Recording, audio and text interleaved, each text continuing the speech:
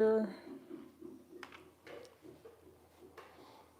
sure everything's working on the TV side of things. Hopefully everybody's doing good. Chat-wise, live chat. Hey, Dennis. Volume-wise, guys, just confirm that you can hear what we are saying and you can hear everything.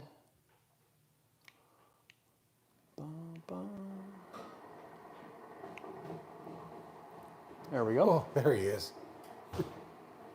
So that's working.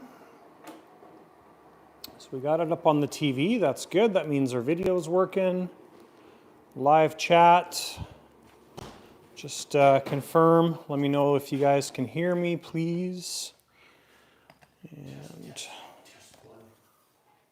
oh, sounds good. Thank you so much.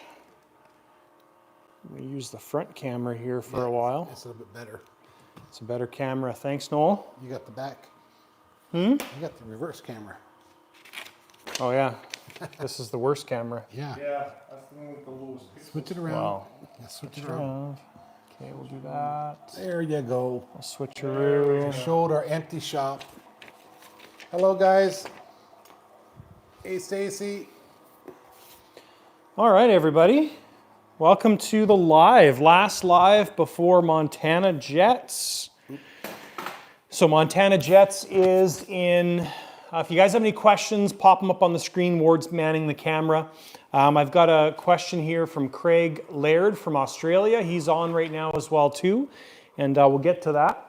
But last live before Montana Jets. So we leave for Montana Jets a week Monday. So we've got, what's that, 9 days. We go to Montana. We're just kind of spending this weekend wrapping things up. So all of the projects that we've done for David and also some other ones, one for Coco. We just had a whole bunch of little things to take care of. So this past week, there's been a big list on the board. That's almost done. We've got a couple little things left to do on those aircraft, but going really well. Actually, we've got a big thing left to do. If you remember the F-16 that we weathered, that still needs to be clear coated. So that is outstanding. We will get to that probably tomorrow based on weather. I'm hoping we can get it done tomorrow. But the weathering on it's nice and solid now. I think we talked about that last time in the last live. So we will do a live 2 weeks from today at the field. So it'll be Saturday of the event, the last day of the event. And we will do the live from the field, probably during the day sometime. So that'll be a little bit of a different timeline than normal. And I'm not sure what time yet. We'll see how things are going. Hopefully the weather's good and we've got some fun stuff happening. And we'll do the live from the event, which will be fun. So Montana time. yeah, Montana time, which is the same time as Mountain Time. So F-14's done. Final video came out today. Thank you to everybody that's viewing the video. It's like already at 12,000 views since this morning, which is nuts. So thank you for watching. The F-14's basically done. The only thing we have left to do is we still have to put a clear coat over top of the name change that we did. That's the only final outstanding item. Everything else is done and ready to go. So we've got to pair everything to the owner's radio this coming week. And we're going to get everything ready to go and get everything loaded up in the trailer. As we go through tonight, you'll notice that some of the stuff is gone. So it's not really gone far. We've got Stacy's trailer out here now, and we've got some planes sitting in the trailer, which has opened up some room in the shop. And in about a week and a bit, there'll be a lot of planes gone, which is kind of nice. It's nice to have the room back. It's nice to have some benches to work on again. So. But we don't know what to do with all this space. Oh, we know what to do with the space. I'll bring my Pro in then. So that's basically what we got. A couple questions I have for you guys, and we'll get to Craig's question here in a second. I was thinking about the regular questions I get all the time.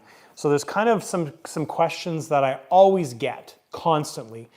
Now, for me to do a video on those things, it really doesn't make a whole lot of sense, but it kind of makes sense to save me time always answering the same question.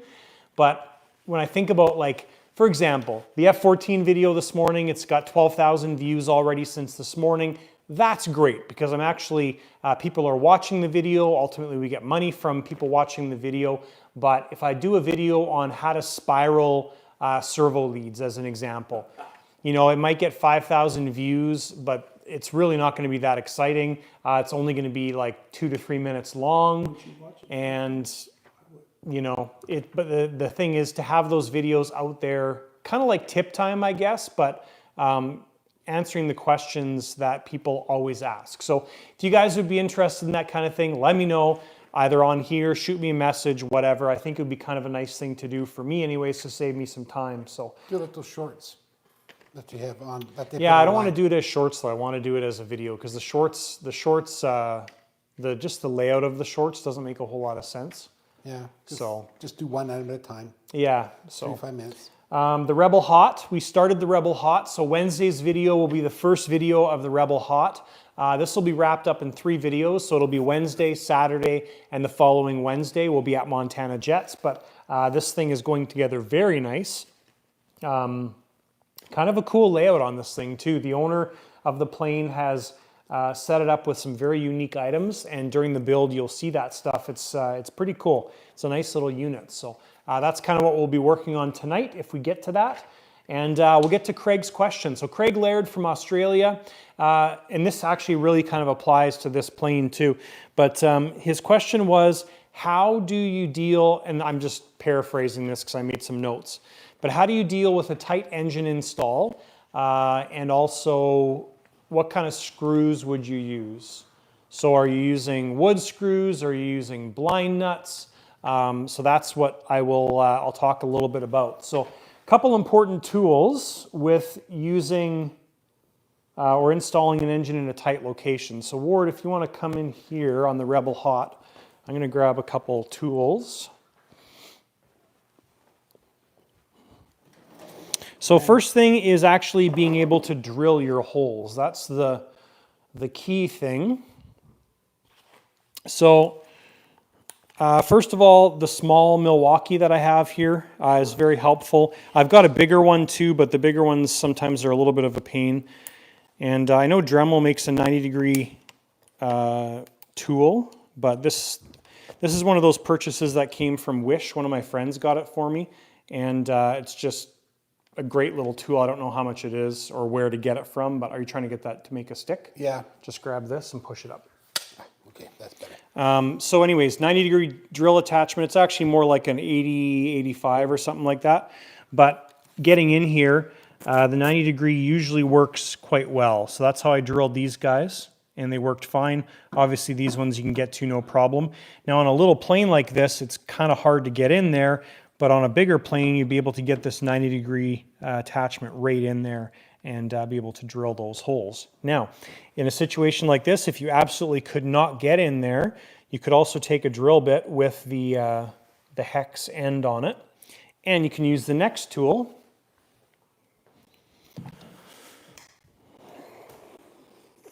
It looks like an air chuck kind of that thing. That piece. Yeah. So the small ratchet is the next tool. So basically this, you could also put your drill bit on there and drill it as well too. Now getting into these tight areas, I like to use wood screws for like 99% of my engine installs. I'm not a huge fan of blind nuts, and I will use them in some scenarios, but I'm really not a fan of the blind nuts. So wood screws, I drop a CA in there when you tighten them down, it works good. But having the ratchet with a little bit is basically how to get into those tight areas. Looks really well. So I think that answers your questions. Yes. And again, a lot of people are saying they'll love the idea of short videos. Excellent. And David says hi, and he'll be in the shop. Awesome. Thanks, David. See you shortly. Be the first time I get to see the guy. I've been doing a lot of deliveries for him. Easy now, easy. All right, guys. So that is basically where we're at. Yeah,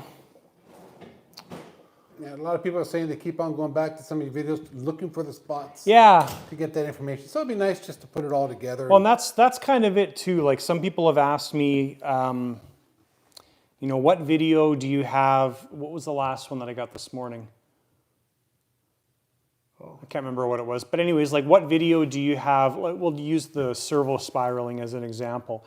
What video do you show the servo spiraling in? I have no idea because I might have shown it more than once, but I have no clue. I don't even remember what was in a video two videos ago. Thanks. So you're welcome, Craig. Klaus said he's getting crackling on one of the mics. Oh. Back further. You have to go through there. Just, I don't know. it says getting crackling audio from the mic. Could be the receiver going into the phone as a dirty plug-in. Everything's showing smooth here, so. Thanks, Klaus. Thank you. Now we lost everything. Everybody move their lips fast. Sorry guys about the loud blow. Air cleaner. Good question, Gizmo. All right, Gizmo, when you changed to Jeti, did you teach yourself all the TX programming or did you get help? That is a good question. So David, who's on the chat here, he actually helped me. But what we did was I set up the little green Havoc that's up there on the by the TV. So I set that Havoc up using my JR methodology, and I got everything working, and it was fine. Then what happened was David sent me the blank model file, and I kind of played around with it, didn't understand a lot of it, and then we went over piece by piece that blank model file and slowly learned the process. So you can set up Jeti by yourself using like other radios methodologies, following Harry's videos, all that, and it's fine. There is better ways to do it, and that's part of how I learned how to do it as well. So, yeah. Good morning from South Africa. Holy, it's 3 a.m. Oh, Thanks, Morgan, for thanks, Morgan, for tuning tuning in. Now we can just set it down. No more wiggles. Yeah. Yeah, no more jitter. Yeah, so that's basically the shop. So it's a lot more empty back here. That's why I'm trying to get the thing up. Oh my gosh. It looks like a little. Well, that's why I was trying to get that thing A down. little avalanche. Sorry about the camera work, guys. We're I was trying to get trying. the stand out. Yeah, so we got a lot more room back here. It's nice. So in about 10 days, the F-14 will be out of here. The F-16 will be out of here. And it's going to feel nice and open. So what else? I think that's everything Yeah, that we needed to cover, past and present. we've just been working like a Dickens all weekend. Yeah, the list is getting smaller, which is lovely. So It disappeared. it's very nice. There's the board, guys. Look how clean that is. Now we can draw pictures. There was a lot of stuff up there, and things are going well. So I'll take you guys through the Rebel here. I'm just reading your comment here, Dom. Restart on or off. I'll talk about that in a second. So yeah, here's the Rebel Hot. I suggest watching the videos because there's lots of cool little things that we did on this plane. Some of the unique things. The pipe, we ended up getting the stock pipe because he had a really small pipe, but we got the stock pipe. The 60 that we're putting in here. Where is that little smaller than my wife's hair dryer? Is this guy right here, so Zykoy 60, and it actually it wouldn't fit in between the rails, so these little adapter plates, which are actually designed for the other exhaust pipe, we flipped them around, worked out perfectly for this scenario. So there is the engine mounted in the plane, so it's a very, very cool setup there. And also the CM Jets tank. So the main wing tube is right here, and the stock tank comes to about this location. So there's some guys that cut it down, the stock tank, but the CM Jets tank is awesome. So most of the fuel is actually behind the wing tube, so that's where the deepest part is, and this is only like a half tank here. So if you looked at it, it's shaped like an L, basically. So beautiful little setup. So most of the fuel here is right over the CG, a little bit behind, but we'll just call it right over the CG, which is super cool. So that's a great tank setup. And what that's allowed us to do is to put all of our equipment right in the center there. So that would be where the previous or the stock fuel tank fits, right in this area. And this is our equipment board. So this mounts towards the tank. It's a little notch right there. And then we've got our 2 screws right here. So that is the equipment board. Pretty much everything's already on here. So we've got our Cortex, our primary receiver. We're putting a 900 in this plane. The R3 is the on-off. And Electron controller, Zykoy fuel pump. So that is the main board. It's going to be awesome. Just before we started the live, we put the Pitot tube in the front. So that's a Jeti Pitot tube, and that will run to the M-speed sensor back in this area. And that's pretty much the setup here. So it's really happy with it. This is provided by the owner as well. We've got our UAT right there, and yeah, it's a cool setup. I'm happy with this plane. It's going to be very nice and very impressive. Last thing we had to do here with our wing bolt was, because we don't have access here anymore, we actually have to do the wing bolts from the gear opening, but great access, wide open with a 3mm Allen key, super easy. So I just put a blind nut on the fuselage side, drilled out the wing side. So watch the videos, you'll see all that stuff. Very cool little plane, and happy with it. So get to some questions here.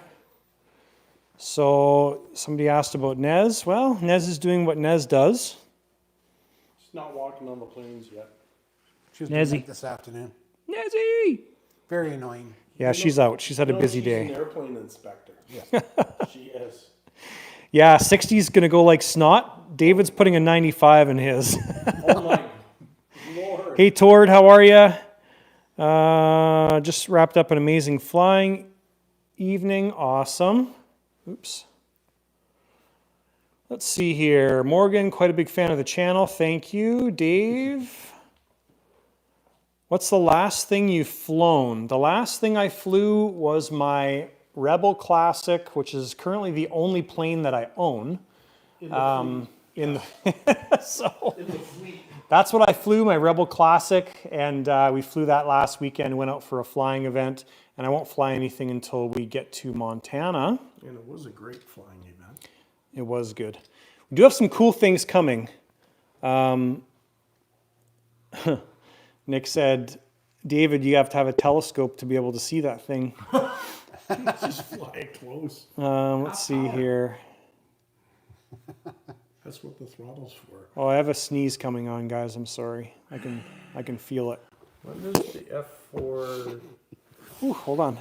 When does car F4 get shipped? Sorry.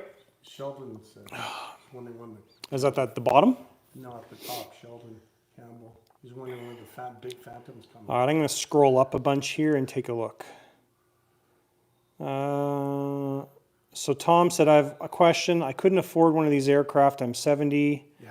No, there's no insurance on this stuff. Lionel, I'd love to see some short videos. Perfect. Oh yeah, we have the article in the AMA magazine, so thank you. Charlie mentioned that as well. So we did an article for AMA, and it was fun to put together. There's a video associated with it as well too. The video's not on my channel, it's on the AMA channel. And thank you for all the positive comments that have come through for that. That was a fun article to do. And it was fun because I really had to fit in, I think it was 2,500 words, putting a plane together in a 30,000 foot view. So.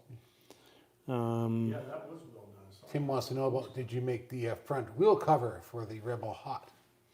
No, that was made by the owner. I did make one, and I upsized it for the Rebel Classics, but the owner actually sent us those ones, and they're a different 3D printing technology, so they're not I've got an extra one here.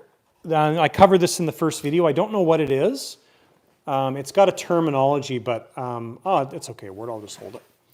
It's very cool. So if you look at it, yeah, it's know if this will show up, but it's not, like there's no layer lines to it. It's really cool.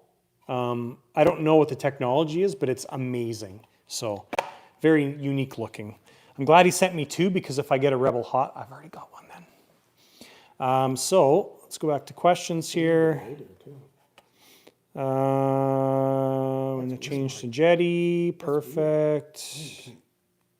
TL said, you never really say what some of these big jet cost. What an estimate for some of your latest jet builds you've assembled. The reason I don't talk about it is, number one, I'm not going to talk about my cost and the cost of building something when it's between me and the owner of the aircraft. If you're interested in finding out what it would cost for me to put a plane together for you, shoot me an email, we can discuss it.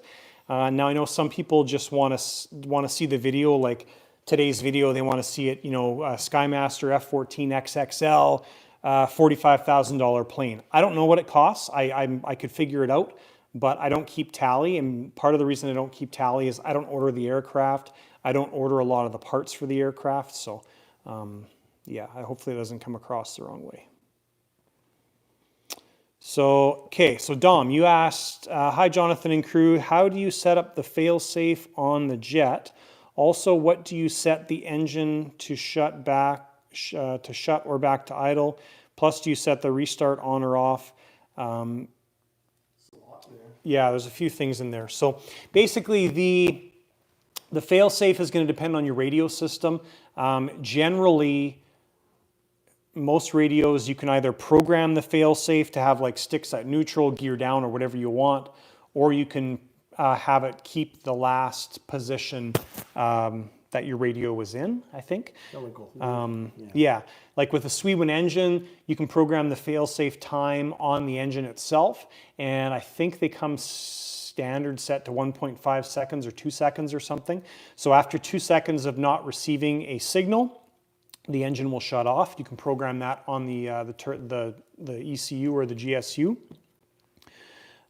Restart depends on the model. Some models restart's kind of nice. I'm kind of becoming a fan of always having it on and making sure you set your throttle channel up, your trim, so it's just a 2-position trim, so you can turn it off fairly easily. I like mine.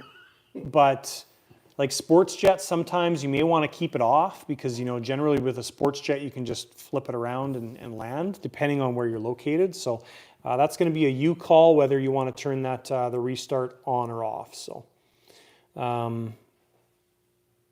yeah, Morgan, get in touch with me for sure. Let's see here.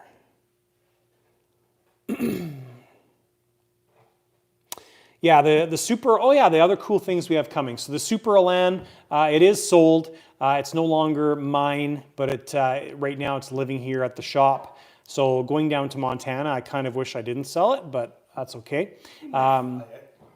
We've got, we're still waiting on the BDX and the Elite Aerosports order.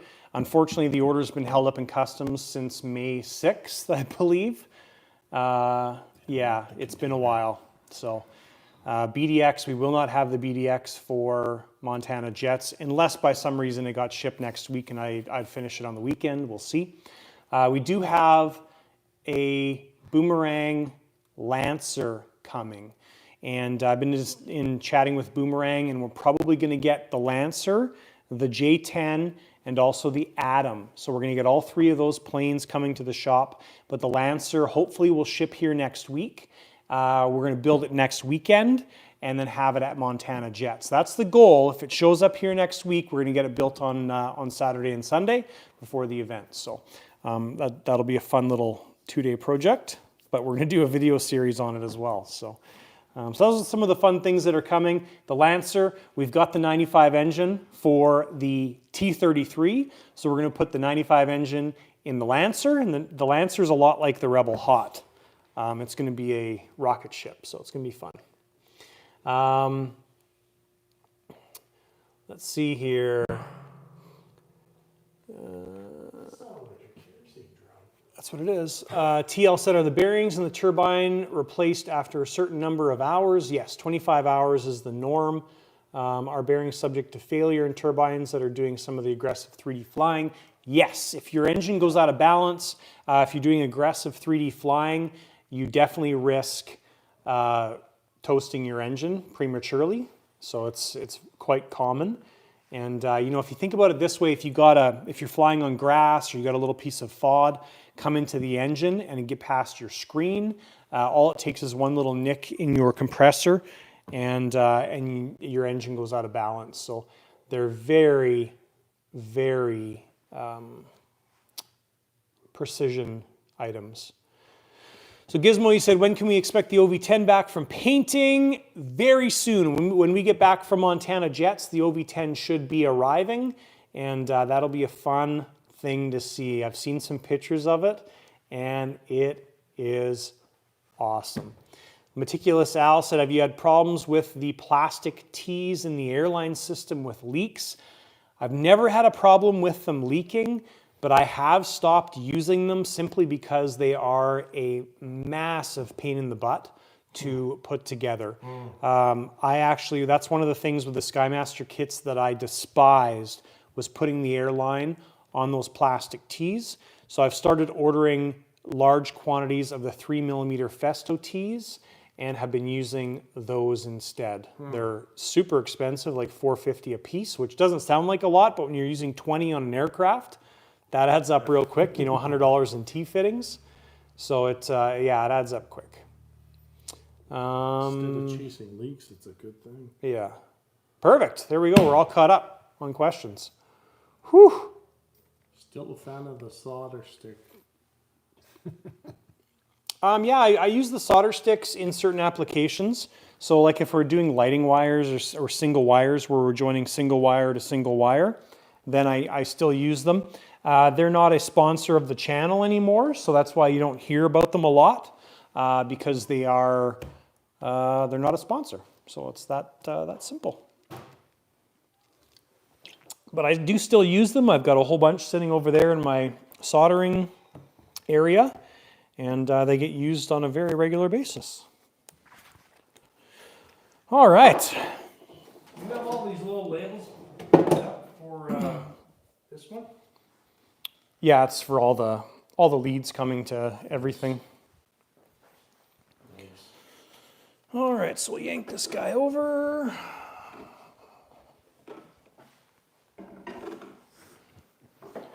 Take the engine out.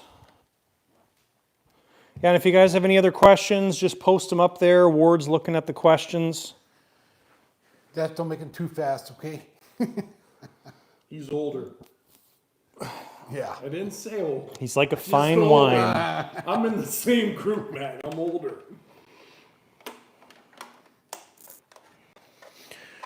Okay, so we haven't looked at this for a couple days, so I'm just kind of wrapping my head around what I want to do.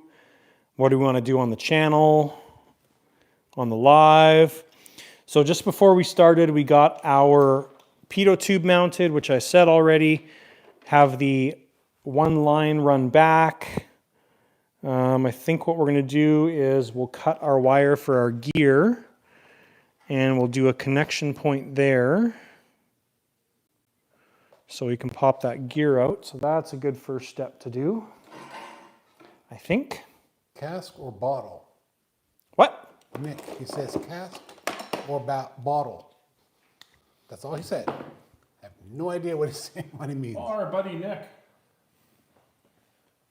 I think he's talking about something like a spirit. Oh, thanks, Al, for the congratulations. I appreciate it. Yeah, we hit 50K last week, I think. I posted it on Facebook, Okay, but so you get that's what he wants. You want a cask or a bottle? so thanks, guys, for that. I appreciate it. Pretty crazy to see 50,000 subscribers. We're halfway to 100,000. 100,000 is the big goal. Ask, how do you do range checks? We make a video. So far, we're winning the race against Martin Pickering. When we both ended up on Really? yeah, we both ended up on a podcast, and during the podcast, we both were a week or two apart, and on the podcast we kind of challenged each other to race to 100K, and I think Martin right now is sitting at like 32,000. So I've gone way past him. Martin, if you ever watch this, sorry man, I think I'm going to hit 100,000 before you, but you know, it's just the way it goes. You got to get those Europeans in there. Yeah, if you guys are watching this too, don't forget to hit the like button, thumbs up button, please. And Nick said relating to wine. Yeah. Bottle or cask. I think opposite. You have to ask the wife. Jonathan doesn't drink the stuff. No, it's bottles because that's all. No, but Jonathan doesn't drink the stuff, so it's whatever she wants. But his wife has bottles of wine in there for cooking and such, and occasional summer. So what you do, just snip that landing gear light? The line. Yep. So how do you do range checks? Oh, good question. Yeah, I forgot about that already. Oh yeah. You're too busy gloating. Jeti has a system. Excuse me. So basically when we do a range check with Jeti, it's fairly generic for most radios, but you're going to have the plane running in running conditions, so engine running, Brakes on. plane sitting on the ground. Yep. You walk 30 big paces away from the plane. You don't want to be facing the plane. You want to be parallel to the plane. So you want to be standing on the flight line and you want your plane to be 30 paces away, sitting there, somebody manning the plane. And you basically, in Jeti, for example, you put it in range check mode and you're just looking at your antenna strength. So you want to be seeing 7s, 8s, 9s, hands off the plane. So it's not grounded. Yes. And then basically they turn the plane 90 degrees, hands off. You're looking at your antenna values the whole time. Give them the thumbs up. They rotate it another 90 degrees. You're checking antenna values, hands off. Another 90 degrees, check it, back to the beginning, and then that's it. Take it out of range check mode, and you're good. And Graham wants to know, is it too late to learn to fly at 60 years old? No, No way. I'm just a little bit behind that. No, it's not too late. No, not at all. Never too late. Start off with something fun and just get stick time. That's the most important thing is stick time. I'm still learning, and I'm You getting need close to stick time. retirement. Ward's like 80 years old and he just started flying, so if he can learn, anybody can. Just coming up to 65, guys. You're retiring out of the municipality of the city of Calgary. But I'm going to go for a couple more years. Say no. I'm going to go for a couple more years. You just, I know. I got to stick around anyways because of family. So I'll just take the money that I get from my pensions and I'm just going to put it into the bank under investments and stuff like that. I thought you were going to just buy more planes. No, I want to make money. So there's a lot of you guys that have reached out to me about coming to Montana Jets. I'm super excited to see people from or not even from Montana, people from all over the place coming to Montana Jets. It's going to be exciting. Been getting a couple emails recently about it. Oh, and if anybody comes like on the Sunday, please come early on the Sunday. Some of us go home on the Sunday. Yeah, Like there's last really, year, there was somebody that showed up, family showed up from Spokane. yeah. Like, and half of us, because it rained, Yep. already left. Well, more than half of us. Well, basically Saturday for last year. Yeah. Wasn't even a day because It was when I raining. showed up and it rained. It was rained out, but had a lot of fun. Enjoyable time. Remember that. It was a very enjoyable time. Meeting some people I've only seen online, and Yes, putting the face to the name yep, and getting reacquainted with old friends from online. seeing all these guys doing wheeling and dealing. Wheeling and dealing. Wheeling and Treat you dealing that for that. Yeah, do this and that, and you do this for me, and I'll do that. And How much for that and how much for this? Oh, by the way, so what kind of landing gear is in this little machine? JP. JP. You can get Electron for them as well now. So I was just wondering what that is the smallest little.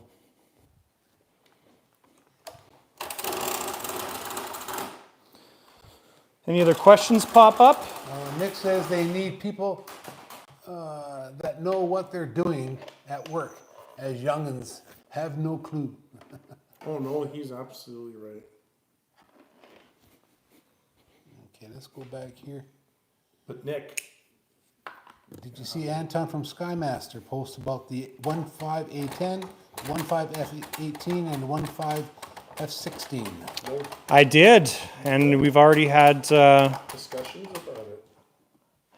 couple people reach out inquiring about building the large A10 and the large F18. Really? So that's definitely exciting. I'm sure we'll see those cross the shop floor By the as way, well. there's still a Skymaster F18 up in the. There is, if you fancy an F18 in 1.5 or whatever scale it is, 1/6 scale, we've got one. Ready to go, bind and fly if you fly Jeti. David said he's going to have a 1.4 F18F coming to the shop soon. Excellent. Wow. Good night, Morgan. Have a That's good cool. night. I live kind of like vicariously through Dave. Okay, so we're going to take our white wire out. Yes. It's the unstringing of the strands. And Nick says that hot is a great chuck in the boot size flying machine. That's what I Yeah. was saying, but these guys say, no, it's not. Yeah, it is. What? Throw it in the trunk and go. Well, to me, I think it's small. Oh, yeah, that's It perfect. is small. The Rebel Classic is a better overall size. Yeah. But the Rebel Hot, that's for, I'm going to go fly Oh, it, throw it in look the at trunk all and that. go. Just come up. See Morgan. And Dave fall. says along with a XXL 115. That would be neat too. And a XXL F4 Phantom. And Sheldon wants to know if you're doing videos on the classic Ultra Bandit. And Snoop Dave wants to know who makes the 1/4 F18. Skymaster. The two up there, the Ultra Bandit and Super Bandit, I don't know if we're going to do videos on that. That Ultra Band is nice. Maybe we will. It's kind of a neat scenario because that plane is already, I think, flown once, outfitted. We pulled all the servos out. So it might be interesting for people to see what that would be. Yeah, we'll probably do videos on it. There you go. You talked me into it. Every step showed in detail, and that also covers your how-to.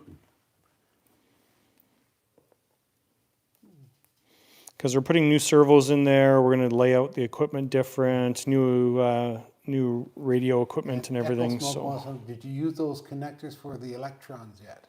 oh yeah, I've used a bunch of them. And Oh yeah, and I saw you ask about the fuel Pump? holder, Joe.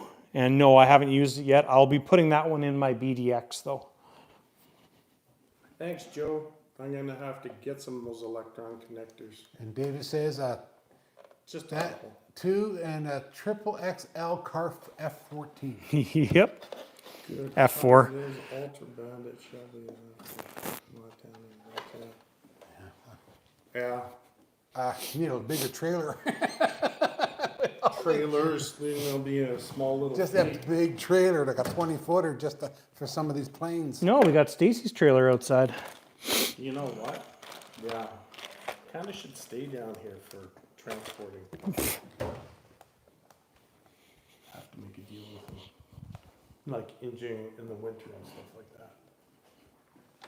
Well, he needs a trailer for all his planes that he hauls. Yeah, I around. know, but in the winter, like when we have to use that. It's used. They already use it. Talk to his wife. That's what I just said. Talk to his wife. Because if she uses it for her business, No, she uses Yes, it for. it They does. use it for storage of the garden and stuff. oh, I thought she was using it for her real estate Nope. stuff. All righty. Stacy's listening.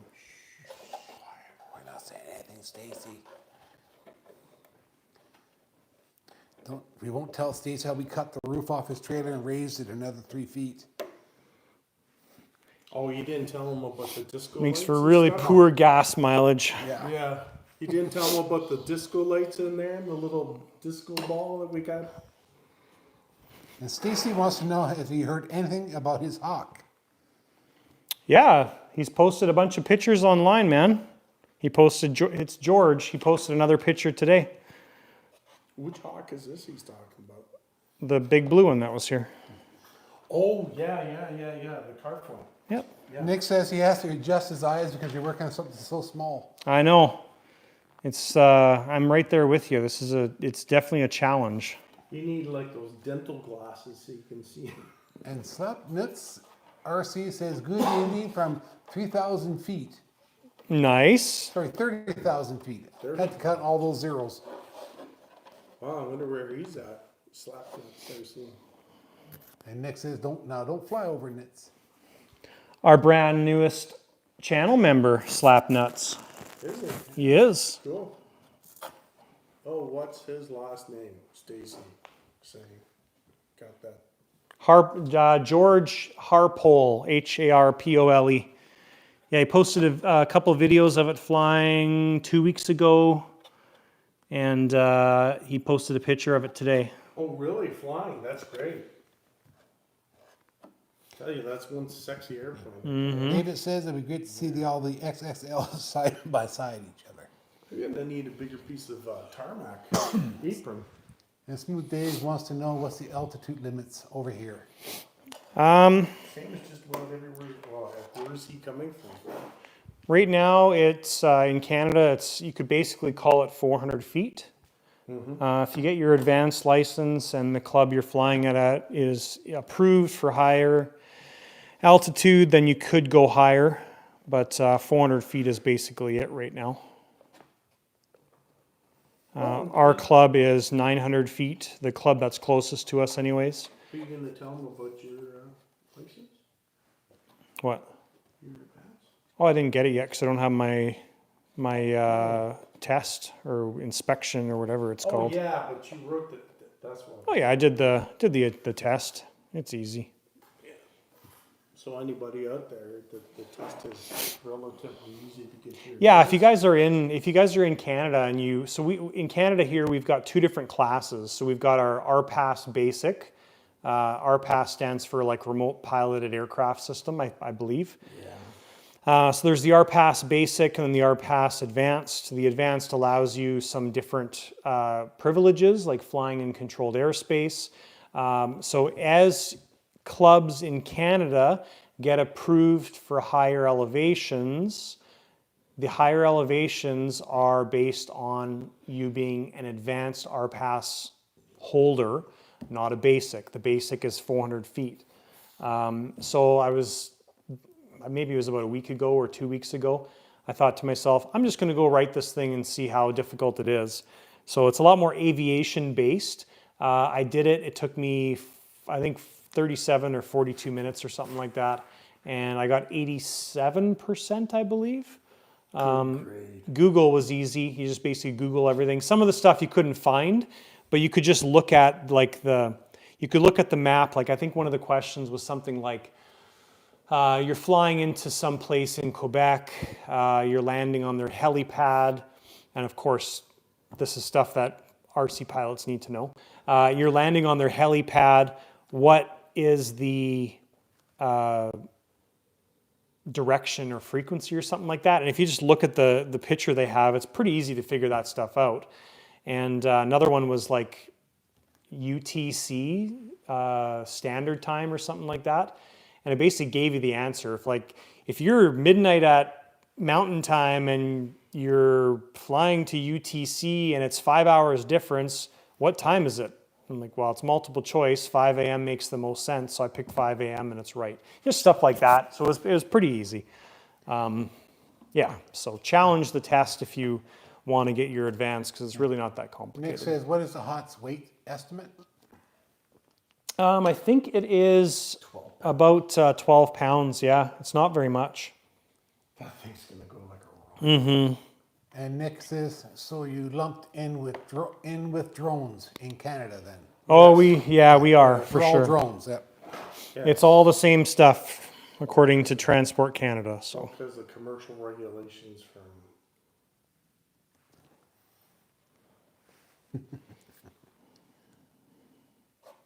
Any more questions?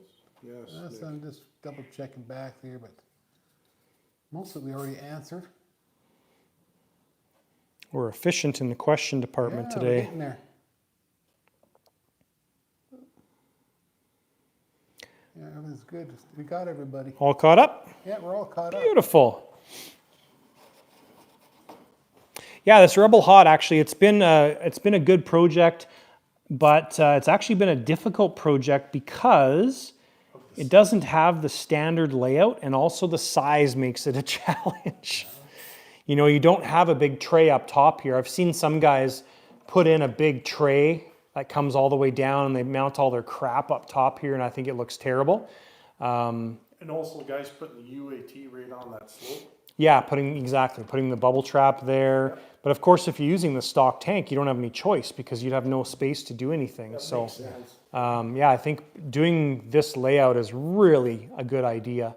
And we actually, it's sort of hidden, but it really isn't that hidden because you'll still be able to access everything. Yeah. Sheldon says, are you putting a cover on the opening of the Hot for the Bluetooth setup? Yes. Who asked that? Sheldon.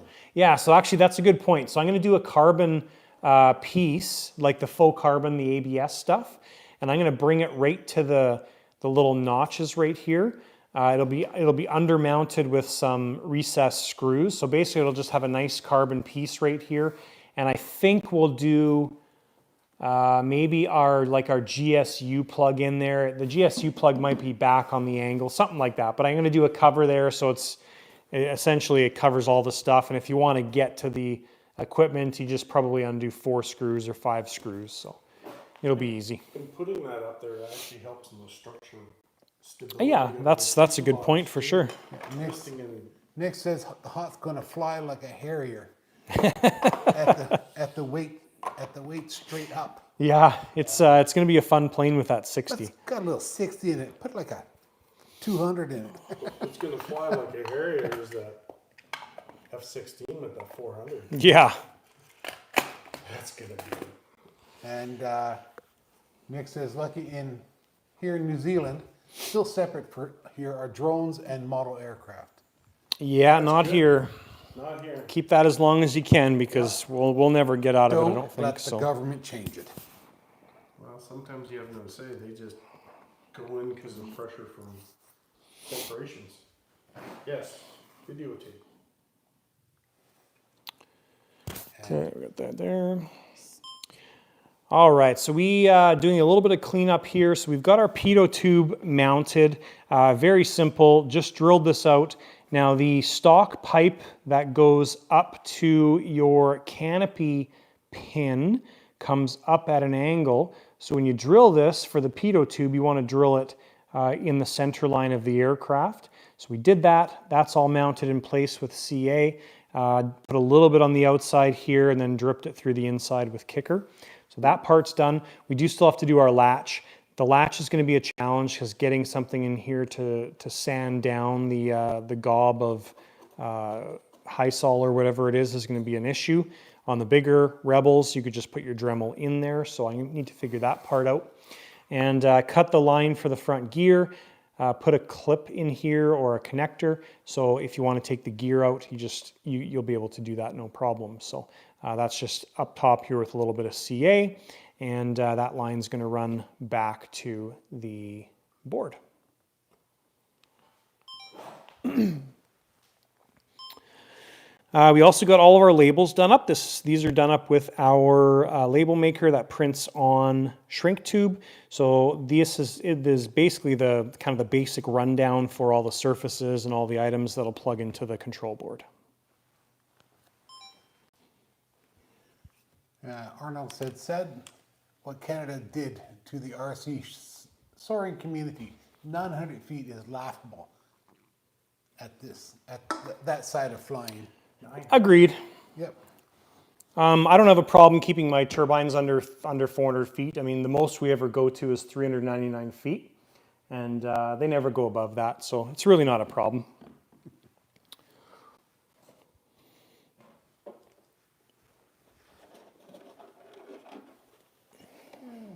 I wonder if people can sense my sarcasm. I'm not going to say anything Yeah, I got the little vibe from because it. everything we do, we always fly at 400 feet no matter what. Well, it's because of you. Like when No, I I've got bad eyes too, so well, when I fly my iMac, you cannot stay under 400 feet. no, you always stay at 400 feet just as your eyes have to go bad. Wow. 'Cause that's when I can't see past 400 feet. There's a lot of planes that seem to disappear. Yes.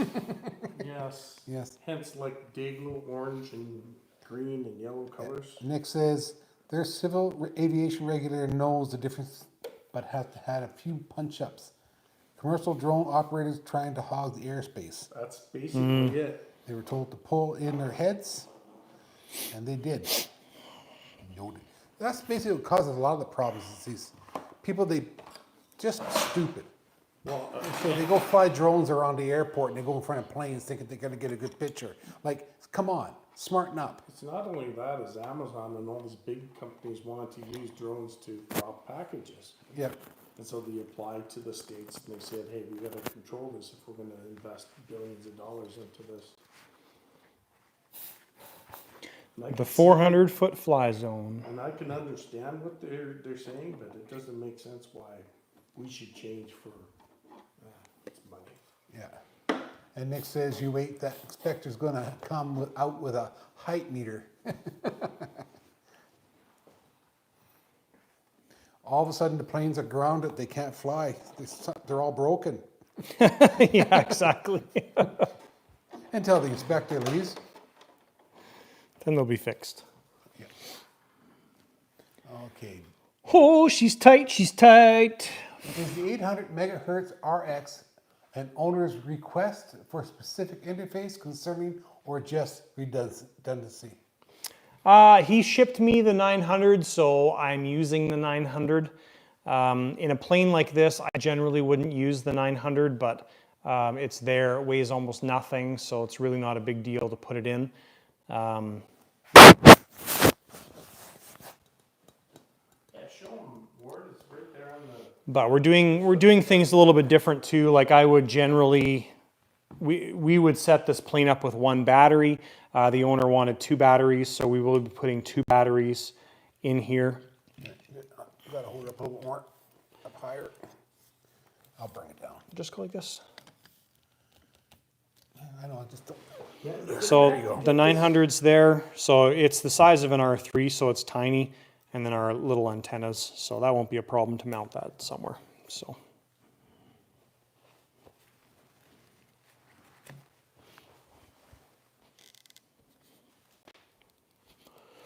Bum, ba, bum.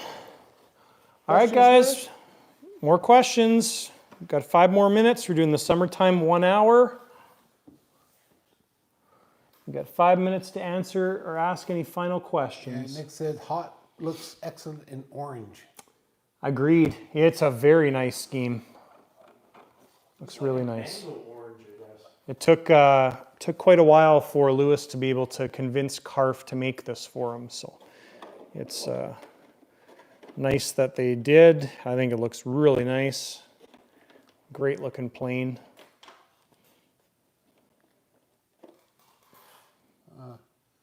I think Rebel Hot owner has a DS24. Yes, I believe he's got a DS24. I guess that would make sense because the 900 receiver is for the DS24, not the 16. So. Yeah, well, that 16 can't run that. And that's why they made the FPV. I want to be in the theatrical pilot seat anyways. Theoretical. Can you cure my hiccups? You got hiccups going on. Have another swig of Monster. He deleted the message. Yeah, Sheldon said if the 2.4 gets hosed, do you think the 900 will be as well? Generally not. No, if you the 900 operates in obviously a different frequency range. So if the 900, if the 2.4 has an issue, the 900 usually works well. And right here, if you can see it, it actually tells you your frequency. It's 868/915 on the 900 megahertz. That's the frequency range it runs in. I'm going to say, Dave suggests exactly that is an original 900 receiver. Yeah, that was in response to me saying he's got a 24 because the new 16 models use the different 900. Oh, really? Okay. Yeah. And Nick says he's waiting for an ejection seat edition in a two-seater. He always comes up with some really good ideas, doesn't he? What? No guns? What do you mean? That means we're going to have a test track. We're going to have testing. The canopy comes off. Then there's some schmuck that's going to be under there to catch the damn toy as it comes out. Oh,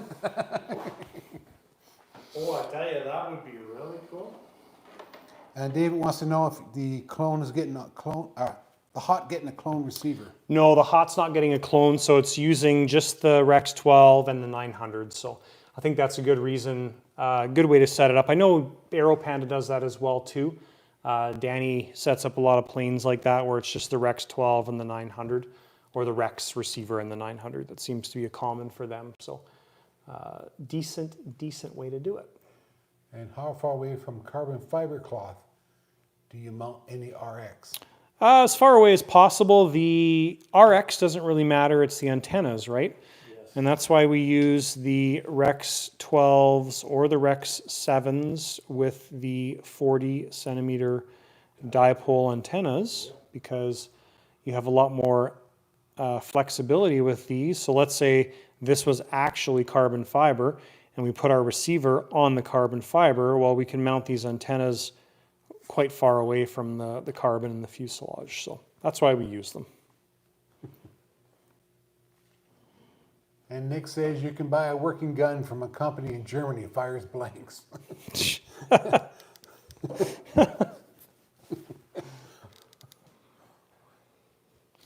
Yeah, mounted on an A10. Make sure it works like a cannon. Yeah, the one downside with using this setup is just the space. But the 900 antennas, I generally use Gorilla Tape and just tape them down to the side of the fuselage. So, you know, in this case, we can put one on the angle of the plane as an example, one going side to side here, one side to side here, so we're covering both axes, and you'll never know it's even there. It'll be completely hidden out of the way, so should work good. Yeah, Dave Freeman says, it's pretty amazing at my home field, you have a cell phone tower nearby, and so many planes get shot down with interference. I've come to depend on additional antennas or 900s. Yeah, that's a good point. We were flying out at Princeton 2 years ago, and Princeton is in BC, and we were flying the A10, one of the A10s that I built, and so what had happened was that A10 had a primary receiver like the Rex 12, had a clone set up, and had a 900 in there. It's a backup. Yeah. And basically what happened was, if you don't have your output set properly, it can cause the primary receiver to not work great. So when we were flying the A10 out there, 3 times during the first flight it actually switched to the 900 and it worked beautifully. We landed the plane and grounded the plane, and later on I figured out what the cause was, but yeah, it was nice to have the 900 in there and it worked just phenomenal. So, you know, in a situation like that, we were using a central box, so the 900 was going into the central box, so it was not gyro controlled. But it's fine, the plane doesn't need a gyro, but yeah, it was nice to not have any frequency issues because of that, so. DSA he's still gonna try the clone method, I guess. Still Yes. planning the clone method. Yeah. The tower is putting out 2.35 megahertz. Oh my Yes. gosh. Right in the range. And Nick says a friend had a fully carbon glider from Ukraine. She came up with a method to isolate aerial from the carbon. Yeah, I've seen some guys run their antennas exterior. So something like this, you drill a hole, put your antenna on the exterior of the plane. Oh, just sticking it out. Yeah. Ah, okay. Outside of the. Yeah, outside of if the entire plane's carbon. Maibo, as an example, their gliders are, if you look at their gliders, they'll be the back 7/8 of the glider is all carbon fiber, the wings and everything as well. And then the front portion where the canopy is and usually the nose wheel is all Kevlar.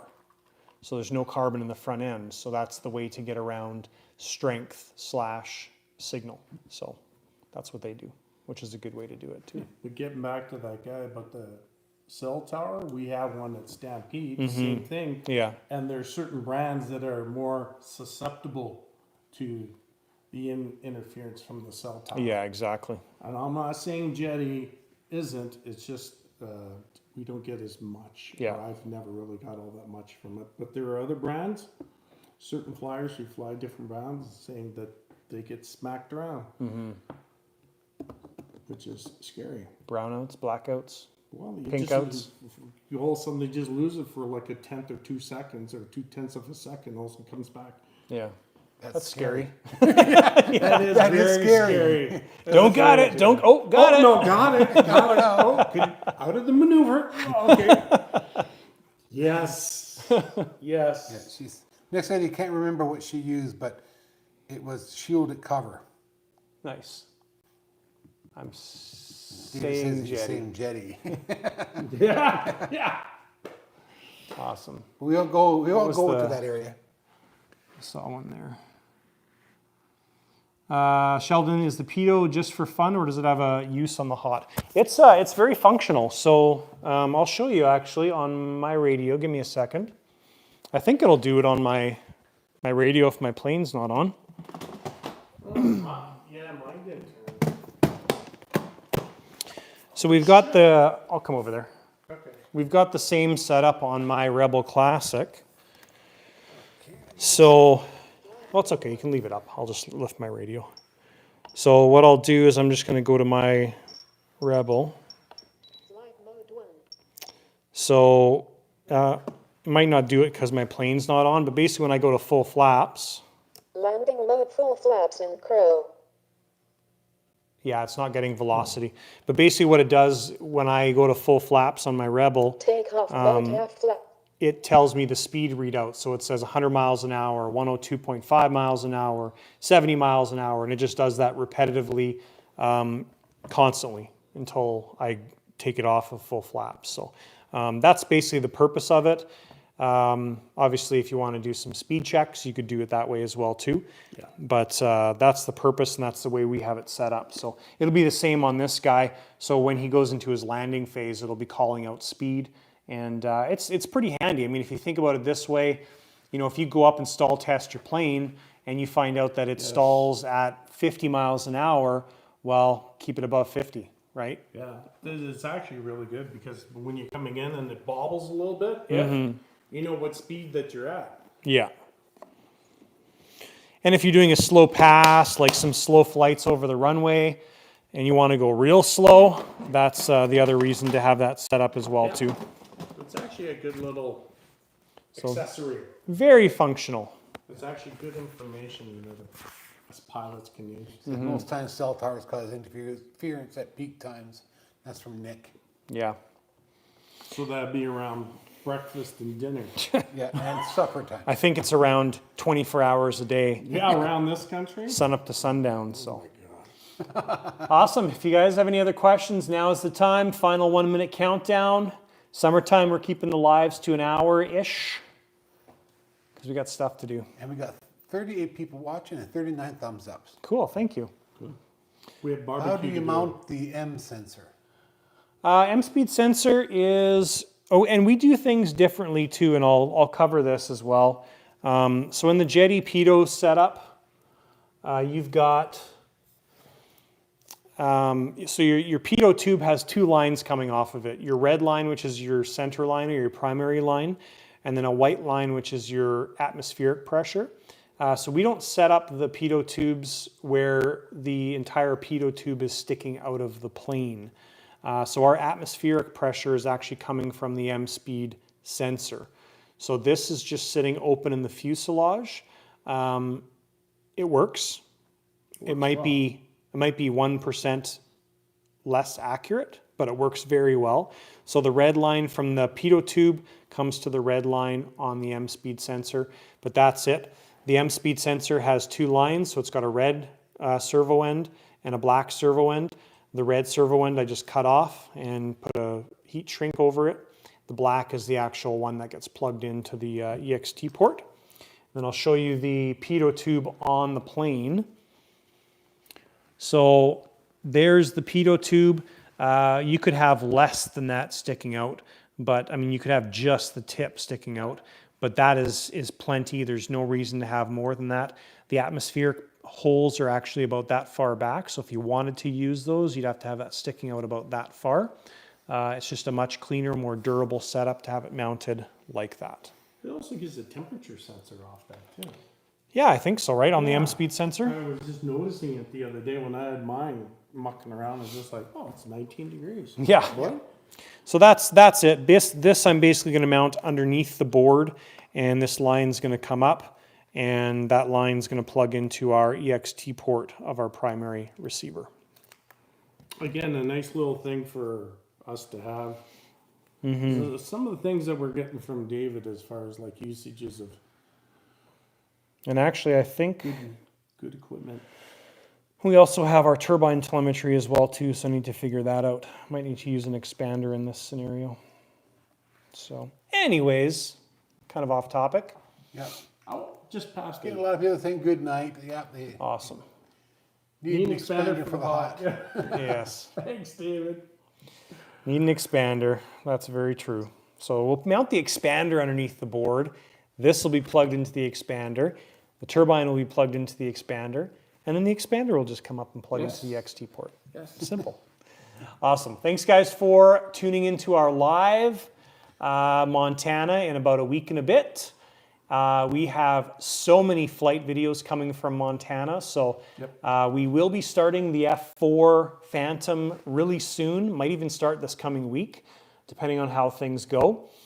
So when we get back from Montana, I'm going to try and filter in flying videos with shop videos. So I think probably the first video we're going to release is going to be the F14 XXL because everybody wants to see that. The other videos will slowly flip back and forth between build videos and those flight videos. So Yeah, Kirk's still planning on Thursday for the maiden of the F-14. that's the plan. If you can be there on Wednesday, I would suggest it because if Wednesday goes well, we might sneak the maiden in on Wednesday, but look forward to meeting you as That's well good. too. So Yeah. Don't Awesome. forget to bring your jet fuel and some oil. you bet. Cool. Thanks, guys, for tuning in. And have a good night. We'll see you in 2 weeks at Montana Jets on Saturday. Thanks for watching. That'll be good. And